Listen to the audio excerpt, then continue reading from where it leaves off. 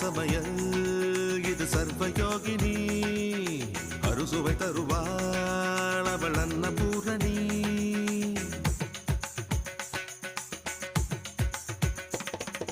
சரவண சமயல் இது சர்வயோகினி அறுசுவை தருவாள் அவள் அன்னபூரணி ஒவ்வொரு கையிலும் ருசிகள் மாறும் ஒவ்வொரு ருசியிலும் பசிய மாறும் சமையலாறு வகை கலை அல்லவா தீர தீரன மனிதவ மகரித சரவண சமயல் இது சர்வயோகி